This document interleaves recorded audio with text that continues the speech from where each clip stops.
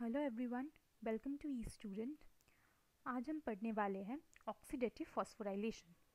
Alright, okay, तो let's start. तो यहाँ पे मैंने एक छोटा सा इंट्रोडक्शन दिया हुआ है।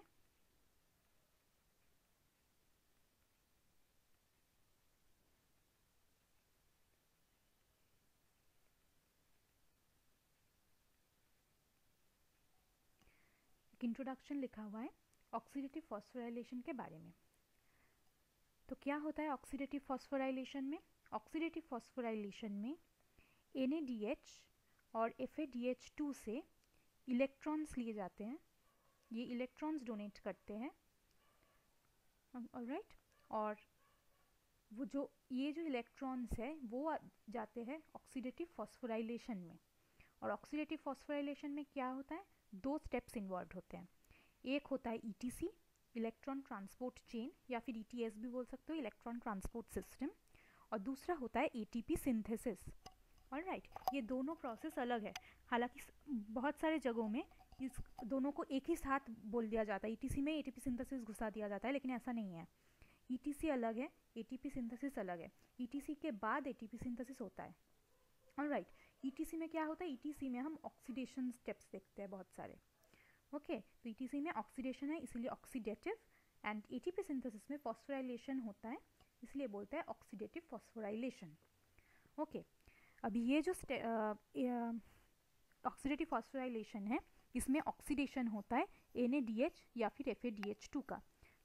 तो हम यहीं पे देख रहे हैं कि NaDH और FADH2 से इलेक्ट्रॉन निकल रहा है, तो उसका मतलब ये होगा कि ये दोनों ऑक्सीडाइज्ड हो जाएंगे। NaDH से NAD प्लस बनेगा और FADH2 से FAD बनेगा, राइट।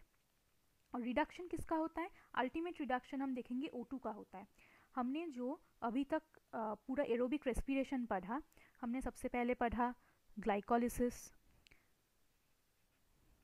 फिर देखा लिंक रिएक्शन, फिर पढ़ा क्रेब्स साइकिल,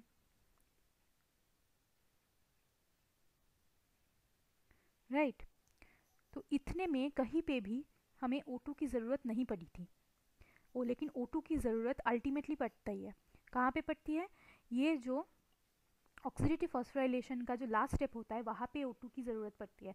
और अगर वो स्टेप नहीं हुआ तो ये कोई भी रिएक्शन नहीं होगा, ठीक है, क्योंकि यही से पूरा बैलेंस होता है।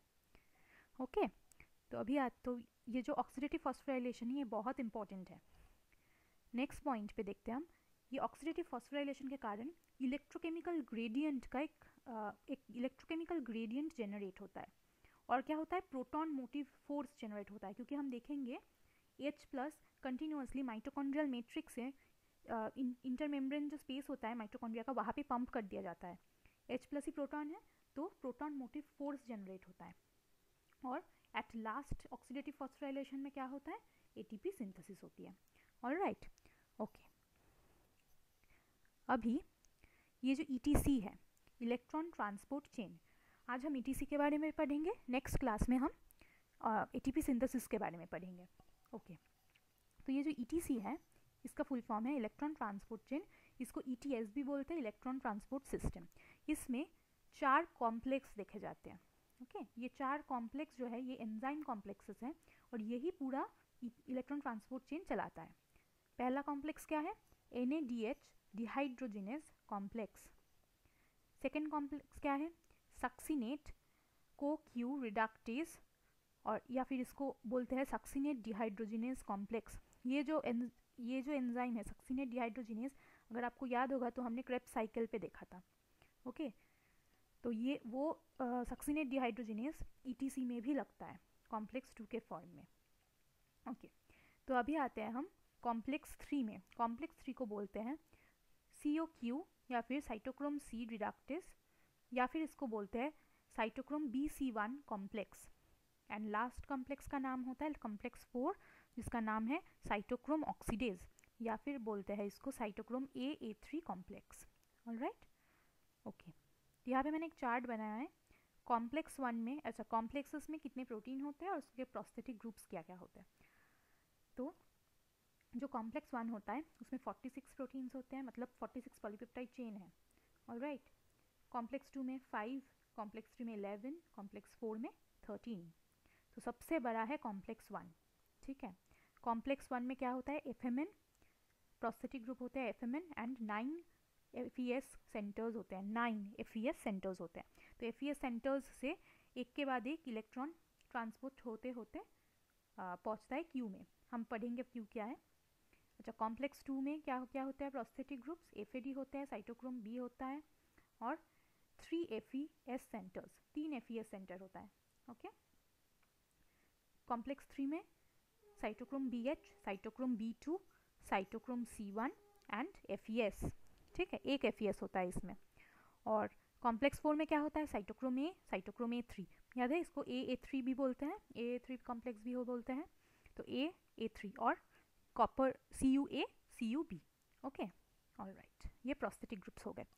अभी इलेक्ट्रॉन ट्रांसपोर्ट चेन में घुसने के लिए, इलेक्ट्रॉन को अगर घुसना है इलेक्ट्रॉन ट्रांसपोर्ट चेन में तो फिर कुछ शटल्स की ज़रूरत पड़ती है। ऐसे ही तो NADH से मतलब इलेक्ट्रॉन निकल के घुसेगा नहीं ना इलेक्ट्रॉन ट्रांसपोर्ट चेन में, तो हमें कुछ शटल्स की, एक शटल की ज़रूरत पड़ती है। तो 2 टाइप के शटल देखे जाते हैं, एक है ग्लिसरोफॉस्फेट शटल। ओके, तो ग्लिसरोफॉस्फेट शटल को सबसे पहले हम पढ़ लेते हैं। ग्लिसरोफॉस्फेट शटल में 3 स्टेप्स इन्वॉल्व होते हैं जिससे कि इलेक्ट्रॉन ETC में एंटर करता है। स्टेप 1 जो होता है वो क्या होता है, साइटोसॉलिक NADH ऑक्सीडेशन। इसमें एंजाइम इन्वॉल्व होता है 3-फॉस्फोग्लिसरॉल डिहाइड्रोजिनेज। ओके, स्टेप 2 में क्या होता है, 3-फॉस्फोग्लिसरॉल ऑक्सीडेशन। और थर्ड स्टेप में क्या होता है, reoxidation of FADH2 with electron passage into ETC। Okay, यहाँ पे ये स्टेप 3 के बाद ETC में ये इलेक्ट्रॉन्स एंटर करते हैं। ओके, तो यहाँ पे मैंने ड्रॉ करके दिखाया है। सपोज कि ये साइटोसॉल है और ये इनर माइटोकॉन्ड्रियल मेम्ब्रेन है। ऑब्वियस बात है कि यहाँ पे ये इनर माइटोकॉन्ड्रियल मेम्ब्रेन के बाहर आउटर माइटोकॉन्ड्रियल मेम्ब्रेन भी रहेगा, लेकिन वो मैंने यहाँ पे दिखाया नहीं है क्योंकि जो मेन रिएक्शंस होते हैं वो साइटोसॉल और इनर माइटोकॉन्ड्रियल मेम्ब्रेन के बीच में होता है, ठीक है। ओके, तो NADH प्लस H प्लस से क्या होता है, NAD प्लस बनता है, राइट। और यहाँ से इलेक्ट्रॉन लेके DHAP के पास जाता है, ये इलेक्ट्रॉन जाके DHAP को रिड्यूस कर देता है 3-फॉस्फोग्लिसरॉल में। ओके, अभी 3-फॉस्फोग्लिसरॉल ऑक्सीडाइज्ड होके DHAP बनता है फिर से, और जब ये DHAP बनता है तभी वो इलेक्ट्रॉन ट्रांसफर्ड हो जाता है FAD के पास। तो FAD से FADH2 बनता है। अभी जब FADH2 से FAD बनेगा तब FADH2 2 इलेक्ट्रॉन को छोड़ देगा and that electron is going to enter into ETC। Okay, लेकिन ये वाला जो प्रोसेस है इसमें एक प्रॉब्लम है। क्या है कि इसमें 30 ATP ही मतलब इलेक्ट्रॉन जो है वो दे पाता है, 30 ATP ही यूज हो पाता है। लेकिन हमने पढ़ा था कि टोटल एरोबिक रेस्पिरेशन में 32 ATPs होते हैं, राइट, फॉर्म्ड 32 ATP इक्विवेलेंट। लेकिन यहाँ पे सिर्फ 30 यूज़ हो रहा है, मतलब कि 2 ATP का लॉस है, इसीलिए इसको प्रेफर नहीं करा जाता, क्योंकि हमारी बॉडी, हमारी सेल्स कभी जानबूझ के एनर्जी का लॉस करेंगे ही नहीं। ओके, तो इसीलिए ये यूज़ नहीं होता है। इसीलिए जो शटल मतलब सबसे ज़्यादा प्रेफर्ड है वो है मैलेट एस्पर्टेट शटल। ओके, इसमें 32 के 32 ATP ही यूज होते हैं, कोई लॉस नहीं होता, इसलिए प्रेफर्ड शटल है। तो अभी पढ़ लेते हैं इसके बारे में क्या होता है। ये है, मैंने इसमें लिखना भूल गई मैं, ये है साइटोसॉल, ये है इनर माइटोकॉन्ड्रियल मेम्ब्रेन और ये है mitochondrial matrix. Okay, matrix, alright. तो क्या होता है इसमें देख लेते हैं। एस्पर्टेट से ट्रांसएमिनेज एंजाइम के थ्रू ऑक्सैलो एसीटेट बनता है, और हमें पता है ट्रांसएमिनेज क्या करता है, और एस्पर्टेट से ऑक्सैलो एसीटेट बनाता है और अल्फा कीटोग्लूटारेट से ग्लूटामेट बनाता है, ऑलराइट। तो हमेशा ट्रांसएमिनेज के साथ 2 रिएक्शन साइमल्टेनियसली चलते हैं, इसलिए क्योंकि एक से जो ग्रुप ट्रांसफर होता है वो ऐसे होगा, एस्पर्टेट से ग्लूटामेट, अल्फा कीटोग्लूटारेट से OA। तो हमेशा 2 मतलब कि 2 रिएक्शन चलता है ट्रांसएमिनेज के साथ। तो क्या हो रहा है, एस्पर्टेट से ऑक्सैलो एसीटेट बना और ऑक्सैलो एसीटेट से मैलेट बनता है। ओके, ये साइटोसॉल में बन रहा है, तो साइटोसॉलिक जो NADH प्रोड्यूस्ड हुए थे, ओके, वो मतलब कि साइटोसॉलिक NADH कौन से वाले होंगे, जो ग्लाइकोलिसिस में प्रोड्यूस्ड हुए होंगे। तो जो साइटोसॉलिक NADH प्रोड्यूस्ड हुए थे वो कन्वर्टेड हो जाते हैं NAD+ में, साइटोसॉल में, ठीक है। तो फिर यहाँ पे एक ऑक्सीडेशन रिएक्शन हो रहा है, तो यहाँ से सबसे पहला इलेक्ट्रॉन छोड़ा, और ये वाला जो रिएक्शन है इसको कैटलाइज करता है malate dehydrogenase enzyme which is present in cytosol, cytosolic malate dehydrogenase enzyme आप बोल सकते हो, okay, cytosolic malate dehydrogenase enzyme, okay. तो अभी मैलेट हुआ, अभी मैलेट जो होता है, मैलेट एंटर करता है माइटोकॉन्ड्रिया में, ओके। ऑक्सैलो एसीटेट जो है, ऑक्सैलो एसीटेट एंटर नहीं कर सकता, इसीलिए वो मैलेट में कन्वर्ट होता है, मैलेट एंटर करता है along with this electron, okay, along with this electron वो एंटर करता है माइटोकॉन्ड्रियल मैट्रिक्स में। अभी माइटोकॉन्ड्रियल मैट्रिक्स में क्या होगा, वहाँ पे भी मैलेट डिहाइड्रोजिनेस है जिसका नाम है माइटोकॉन्ड्रियल मैलेट डिहाइड्रोजिनेस, ठीक है। तो फिर ये डिहाइड्रोजिनेस है तो फिर क्या करेगा, ऑब्वियसली फिर से NAD, सॉरी यहाँ पे थोड़ा सा उल्टा लिखा है मैंने, give me one moment, NADH से NAD+ में कन्वर्ट करेगा, राइट, NADH से NAD+ को प्लस में कन्वर्ट करेगा, और ये दोनों ही माइटोकॉन्ड्रियल मैट्रिक्स में हो रहा है, ओके, माइटोकॉन्ड्रियल मैट्रिक्स में हो रहा है। तो फिर अभी क्या हो रहा है, मैलेट से ऑक्सैलो एसीटेट वापस से फॉर्म कर रहा है, ठीक है। अभी क्या होगा, ये ऑक्सैलो एसीटेट से एस्पर्टेट फॉर्म होगा, फिर से ट्रांस एमिनेज एंजाइम के हेल्प से, ठीक है, फिर से अल्फा कीटोग्लूटारेट से ग्लूटामेट बनेगा, ऑलराइट, ओके। तो अभी क्या हो रहा है, ये जो एस्पर्टेट है, ये एस्पर्टेट वापस से एक और शटल है उसके थ्रू से बाहर साइटोसॉल में आ रहा है, ताकि ये वाला जो साइक्लिक रिएक्शन है ये कंटिन्यू हो सके, ओके। तो फिर आप देख रहे हैं कि ऐसे एक यहाँ पे जो इलेक्ट्रॉन है वो घुस गया, राइट, यहाँ से लेके इलेक्ट्रॉन, मतलब यहाँ पे 2 इलेक्ट्रॉन होंगे, पर NADH 2 इलेक्ट्रॉन होता है, तो इलेक्ट्रॉन्स घुस गए। अभी क्या हो रहा है, फिर से ये एक साइक्लिक रिएक्शन था, अभी एक और चलता है, क्या होता है, यहाँ से जो ग्लूटामेट बना था, राइट, ये ग्लूटामेट या एस्पर्टेट वाले शटल के थ्रू आके अल्फा कीटोग्लूटारेट फॉर्म करता है, ठीक है, और यहाँ से जो ये ग्लूटामेट है ये वापस से मैलेट वाले शटल के थ्रू जाके यहाँ पे अल्फा कीटोग्लूटारेट फॉर्म करता है। ऐसा क्यों, क्योंकि ये अल्फा कीटोग्लूटारेट अगर ख़त्म हो गया तो फिर तो ये पहला वाला जो साइक्लिक रिएक्शन था वो चलेगा ही नहीं, ट्रांसएमिनेशन होना तो पड़ेगा, उसके लिए अल्फा कीटोग्लूटारेट की ज़रूरत है। तो अल्फा कीटोग्लूटारेट अगर ख़त्म हो गया, सारे अगर ग्लूटामेट में कन्वर्ट हो गए, तो फिर ये जो शटल है ये तो बंद हो जाएगा, इसीलिए उसी को बैलेंस करने के लिए अल्फा कीटोग्लूटारेट फिर से फॉर्म हो जाते हैं, ठीक है। तो this is malate aspartate shuttle, alright, okay, okay. अभी हम आते हैं ETC में, हमें पता चल गया कि कैसे इलेक्ट्रॉन आए, अभी हम आएंगे ETC में। क्या हो रहा है, ये ETC के 4 कॉम्प्लेक्सेस हैं, हमने पढ़ा अभी, वन सेक, ये है कॉम्प्लेक्स 1, ये है कॉम्प्लेक्स 2, ये है कॉम्प्लेक्स 3 और ये है कॉम्प्लेक्स 4, ओके, ऑलराइट। ये है आउटर माइटोकॉन्ड्रियल मेम्ब्रेन, इसके बाहर है साइटोसॉल, ठीक है। ये है इंटर मेम्ब्रेन स्पेस, ये है इनर माइटोकॉन्ड्रियल मेम्ब्रेन और ये है मैट्रिक्स ऑफ द माइटोकॉन्ड्रिया, ठीक है। तो अभी अगर आप देखेंगे तो ये जो कॉम्प्लेक्स 1, 3 और 4 है ये टोटली ट्रांसमेम्ब्रेन है, राइट, टोटल ट्रांसमेम्ब्रेन है in the inner membrane, right. ये इंटर मेम्ब्रेन स्पेस में भी कुछ पार्ट है और मैट्रिक्स में भी कुछ पार्ट है, similarly for complex 3 and complex 4।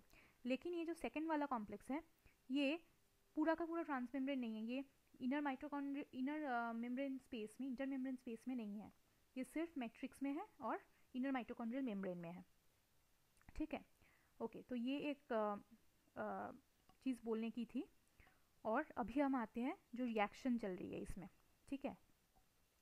सबसे पहले क्या होता है, NADH+H+ से NAD+ बनता है, मतलब कि ये ऑक्सीडाइज हो रहा है तो एक इलेक्ट्रॉन छोड़ेगा, वो इलेक्ट्रॉन जाता है FMN के पास, फिर हमने पढ़ा था 9 FeS है, उन सब के थ्रू से ये जाएगा।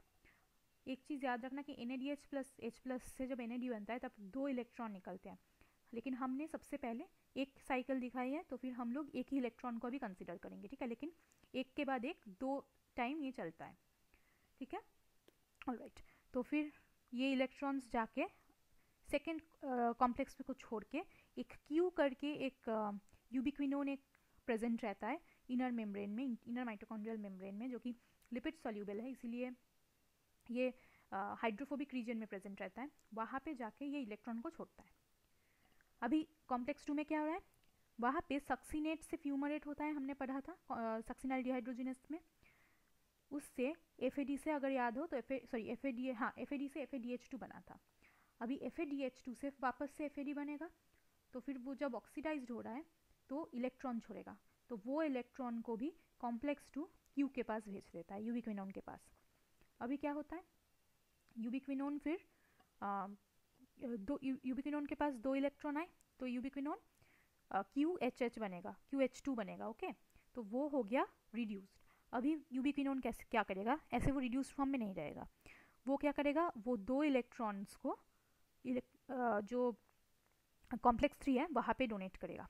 एक इलेक्ट्रॉन क्या करेगा, FES में जाएगा, FES अगर आपको याद हो तो एक ही FES है इसमें, FES से जाके वो साइटोक्रोम C1 में जाएगा, और साइटोक्रोम C1 से लेके वो उसको भेज दिया जाएगा साइटोक्रोम C के पास। साइटोक्रोम C जो होता है वो इंटर मेम्ब्रेन स्पेस में प्रेजेंट रहता है, ओके, तो साइटोक्रोम C के पास भेजा जाता है।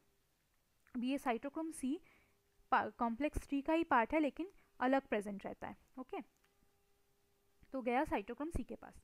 अभी साइटोक्रोम C से वो जाएगा कॉम्प्लेक्स 4 में, क्या होगा, कॉम्प्लेक्स 4 में CUA के पास जाएगा, जहाँ से वो जाएगा साइटोक्रोम A के पास, साइटोक्रोम A से जाएगा इलेक्ट्रॉन साइटोक्रोम A3 CUB के पास, ठीक है।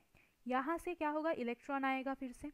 अभी जो हमने O2 लेते हैं हम, जो हम ब्रीथ करते हैं O2, तो half O2 plus 2H plus, ये जो माइटोकॉन्ड्रियल स्पेस है यहाँ पे बहुत सारे H प्लस होते हैं, half O2 plus 2H plus मिलके क्या करेगा, H2O बनाएगा, ठीक है।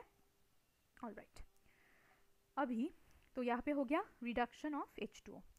अभी यहाँ पे एक और इलेक्ट्रॉन आया था, हमने तो एक इलेक्ट्रॉन का पढ़ा, अभी यहाँ पे एक और इलेक्ट्रॉन आया था जो कि जाता है साइटोक्रोम B1 के पास। साइटोक्रोम B1 इसको भेजता है साइटोक्रोम BH के पास, और ये साइटोक्रोम BH से वापस चला आता है Q के पास, और ये जो साइकिल हो रही है ना, इसी को बोलते हैं Q साइकिल। हम इसके बारे में डिटेल में थोड़ी देर बाद पढ़ने वाले हैं। तो ये हो गया मेरा Q साइकिल। अभी एक और चीज़ देखने वाली है, जब यहाँ पे ये रिएक्शन चलती है FES से जब Q पे आता है, तब 4 हाइड्रोजन को इंटर मेम्ब्रेन स्पेस में मैट्रिक्स से पंप कर दिया जाता है। ऑलराइट, सिमिलरली जब 3 में आते हैं हम, कॉम्प्लेक्स 3 में, वहाँ पे भी 4 हाइड्रोजन आयन को पास कर दिया जाता है, प्रोटॉन को पास करा जाता है इंटर मेम्ब्रेन स्पेस में, और कॉम्प्लेक्स 4 भी करते हैं 2 हाइड्रोजन को पास इंटर मेम्ब्रेन स्पेस में। लेकिन जो सक्सिनेट डिहाइड्रोजिनेज है वो कोई मतलब कॉम्प्लेक्स 2 जो है वो कोई हाइड्रोजन को पास नहीं करवाता है। क्यों, क्योंकि इस पहला रीज़न है कि यहाँ पे एनर्जी जो है वो बहुत कम होती है, एंड सेकेंड रीज़न है ये तो टोटली ऊपर मतलब इंटर मेम्ब्रेन स्पेस में कोई पार्ट है ही नहीं, तो ये शटल करेगा कैसे, चैनल तो होना चाहिए। तो ये 2 रीज़न है। अभी क्या होता है, ये जो प्रोटॉन जा रहे हैं इंटर मेम्ब्रेन स्पेस में, इसी के वजह से प्रोटॉन मोटिव फोर्स होता है, जिसकी वजह से ATP सिंथेसिस होगी। ATP सिंथेसिस हम कल पढ़ेंगे, तब वहाँ पे डिटेल में डिस्कस करेंगे। अभी यहाँ पे देख लेते हैं कुछ पॉइंट। पर NADH2 2 इलेक्ट्रॉन ट्रांसफर्ड होते हैं, तो यहाँ पे पर NADH2 2 इलेक्ट्रॉन करके ट्रांसफर होंगे। हमने एक ही दिखाया है क्योंकि एक साइकिल दिखाया है हमने, बस दो बार होता है साइकिल। और पर FADH2 भी 2 इलेक्ट्रॉन ट्रांसफर्ड होते हैं। अगर बोथ NADH2 FADH2 प्रेजेंट हो तो फिर एक इलेक्ट्रॉन जाएगा NADH से, एक जाएगा FADH से, ठीक है। लेकिन ये एक एक करके सबसे पहले जाएगा, उसके बाद दूसरा वाला करके आएगा, मतलब 2 टाइम साइकिल तो ऑपरेट होनी है। अगर सिर्फ NADH हुआ तो फिर बस वही इलेक्ट्रॉन भेजेंगे 2, अगर सिर्फ FADH2 हुआ तो फिर सिर्फ वही इलेक्ट्रॉन भेजेगा 2, लेकिन हालांकि नॉर्मली ऐसा होता नहीं है, ये हमेशा साथ ही चलता है मोस्टली, तो 2 टाइम साइकिल ऑपरेट होगा। ऑलराइट, ये वाला साइकिल 2 टाइम ऑपरेट होता है। ओके, तो यहाँ पे हो गया हाफ O2 और दूसरा हाफ O2 जो है वो नेक्स्ट वाले साइकिल में होगा। 2 मॉलिक्यूल ऑफ वाटर हमें अल्टीमेटली मिलेगा 2 साइकिल के बाद, 2 साइकिल के बाद। आई होप कि ये क्लियर होगा। ओके, अभी हम थोड़ा कॉम्प्लेक्स 1 के बारे में देखते हैं। कॉम्प्लेक्स 1 एल शेपेड है, ये देखिए एल शेपेड है, राइट। इसके पास NADH बाइंडिंग साइट होता है।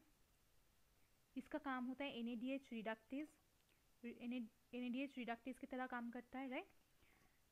उसके बाद क्या होता है, इनहिबिटेड बाय रोटेनॉन, रोटेनॉन करके एक सब्सटेंस है वो जो इसको इनहिबिट करता है। Okay, so 1 second, inhibited by रोटेनॉन, alright. यहाँ पे जो रिएक्शन होता है NADH से NAD प्लस जो बनता है उसमें 2 इलेक्ट्रॉन ट्रांसफर होता है to Q, 4 H plus pumped होते हैं पर NADH, मतलब 2 इलेक्ट्रॉन जाएगा और 4 H प्लस बाहर निकलेगा, ठीक है। ओके, अभी आते हैं कॉम्प्लेक्स 2 में। ये ओनली मेम्ब्रेन बाउंड एंजाइम होता है इन माइटोकॉन्ड्रिया और TCA साइकिल, ये हमने पहले ही डिस्कस कर चुके हैं। FADH2 से FAD यूबिक्विनोन में इलेक्ट्रॉन ट्रांसफ़र करता है, राइट, और वो 2 इलेक्ट्रॉन ही ट्रांसफ़र करते हैं। Energy is not high enough to pump it, all right. और कॉम्प्लेक्स 2 को कॉम्पिटिटिवली कौन इनहिबिट करता है, मेलोनेट, ठीक है, ऑल राइट। अभी आते हैं कॉम्प्लेक्स 3 में। कॉम्प्लेक्स 3 को बोलते हैं यूबिक्विनोन complex. यूबिक्विनोन CQ oxidation via FES centre, इसमें ऑक्सीडेशन होता है वाया FES सेंटर।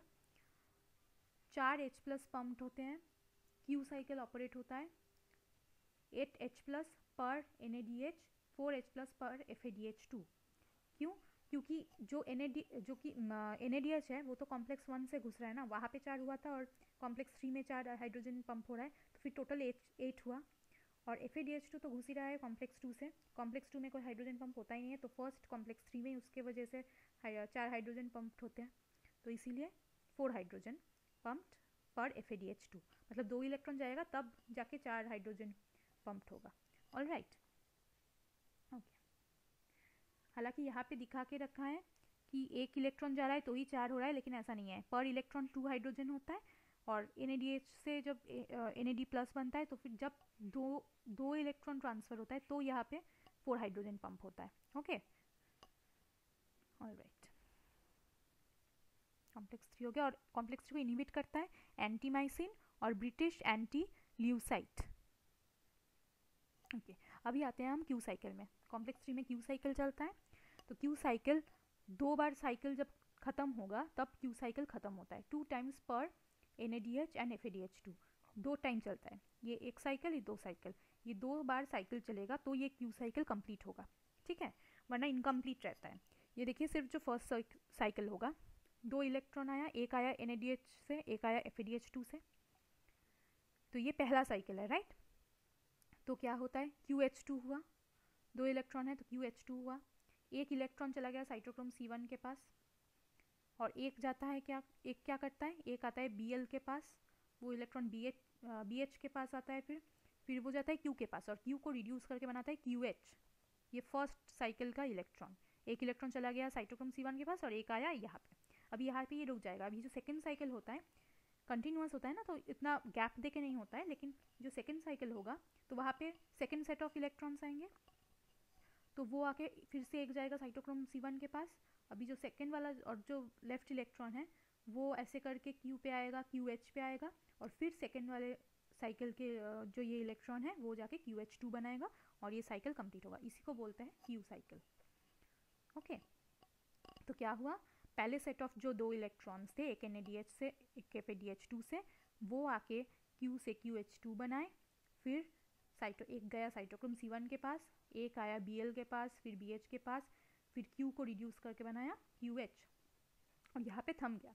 फिर सेकेंड जो सेट ऑफ इलेक्ट्रॉन्स हैं, 2 इलेक्ट्रॉन्स है, उसमें से भी एक गया साइटोक्रोम C1 के पास, और लेफ्ट इलेक्ट्रॉन जो है वो आया B1 के पास, BH के पास, Q के पास, QH के पास, और फिर QH को फिर से इसने रिड्यूस कर दिया टू QH2 और ये साइकिल ख़त्म हो गई, तो इसको बोलते हैं Q साइकिल, ओके। अभी आते हैं कॉम्प्लेक्स 4 पे। कॉम्प्लेक्स 4 जो होता है ये O2 रेस्पायर्ड, जो हम जो O2 रेस्पायर करते हैं वो लगता है कॉम्प्लेक्स 4 में। इसमें 2 कॉपर सेंटर्स होते हैं, ओके। फिर इसमें क्या होता है, रिडक्शन ऑफ O2, O2 से H2O बनता है, 2H+ पंप्ड होते हैं। और कॉम्प्लेक्स 4 को रिड्यूस कौन करता है, साइनाइड, एजाइड, कार्बन मोनोऑक्साइड और नाइट्रिक ऑक्साइड, ओके। ऑलराइट, अभी यहाँ पे मैंने लिखा है कि कितने हमारे हाइड्रोजन जो पंप्ड होता है वो कितने कितने करके होते हैं। यहाँ पे कॉम्प्लेक्स 1, 2, 3, 4 हमें पता है कि कॉम्प्लेक्स 1 में NADH की एंट्री होती है, कॉम्प्लेक्स 2 में FADH2 की एंट्री होती है। पहले हम NADH को पढ़ लेते हैं। कॉम्प्लेक्स 1 में एंट्री हो जाती है तो फिर एक NADH से 4 हाइड्रोजन जाएंगे, पंप्ड होंगे। कॉम्प्लेक्स 2 में तो कुछ होता ही नहीं है पंप, और ये NADH जो होता है वो वैसे भी कॉम्प्लेक्स 2 में इलेक्ट्रॉन को ट्रांसफ़र नहीं करता है, वो सीधा क्यू में ट्रांसफ़र करता है। फिर कॉम्प्लेक्स 3 में NADH के कारण फिर से मतलब 2 इलेक्ट्रॉन जा रहा है तो फिर 4 H+ आयन पंप्ड होंगे, और कॉम्प्लेक्स 4 में 2 हाइड्रोजन आयन पंप्ड होंगे, राइट। तो फिर टोटल कितना हुआ, 4 + 4 + 2 10। और अगर FADH2 का एंट्री हुआ तो ऑब्वियसली पहले वाले में तो FADH2 इलेक्ट्रॉन पंप नहीं करता है, तो फिर ऑब्वियसली वहाँ पे 0 होगा। सेकेंड में होता ही नहीं है तो फिर वहाँ पे भी 0 है। लेकिन थर्ड और फोर्थ वाले कॉम्प्लेक्स में 4 H+ और 2 H+ पंप्ड होंगे, मतलब यहाँ पे टोटल 6 होता है, ठीक है। अगर ETC में बोथ NADH एंड FADH2 काम करे तो फिर हमें टोटल 16 H+ पंप्ड आउट देखने को मिलेगा, ऑलराइट। तो ये चीज़ ध्यान रखना, 16 H+ तो फिर हमें देखने को मिलेगा बाहर। तो इसी के साथ हम लोग एंड पे आ जाते हैं ETC के। नेक्स्ट क्लास में हम डिस्कस करेंगे अबाउट ऑक्सीडेटिव फॉस्फोराइलेशन की ETC हो गया, तो फिर नेक्स्ट क्लास में हम डिस्कस करने वाले हैं अबाउट ATP सिंथेसिस। तब तक के लिए bye and have a good day, thank you.